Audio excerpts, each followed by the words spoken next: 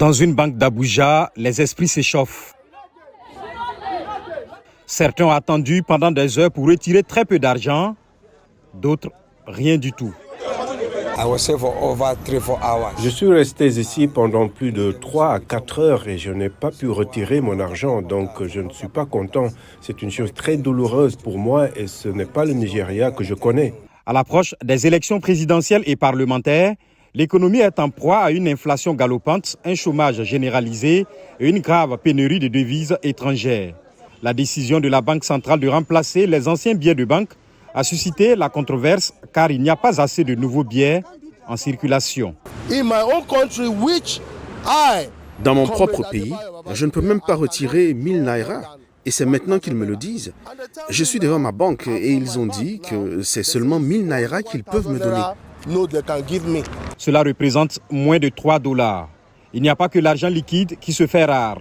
Des disputes éclatent aussi dans les stations-service. À Lagos, cette station est l'une des rares à avoir encore de l'essence dans les environs, alors que les pénuries de carburant sont récurrentes. Les gens souffrent. Il n'y a pas d'argent, il n'y a pas de nourriture. Il y a beaucoup de problèmes dans ce pays, mais par la grâce de Dieu, nous allons survivre. Lorsqu'il a pris fonction en 2015, le président Muhammadu Buhari a promis de relancer l'économie et d'améliorer les moyens de subsistance. Il a introduit des politiques protectionnistes, notamment des interdictions d'importation de riz. Cette mesure a stimulé la production locale jusqu'à ce que l'insécurité croissante empêche les agriculteurs de planter. Le coût des engrais et du diesel étant élevé, le prix d'un sac de riz de 50 kg a augmenté de près de 90% l'année dernière pour atteindre près de $120. Trop, d'aucuns ont décidé de quitter le pays.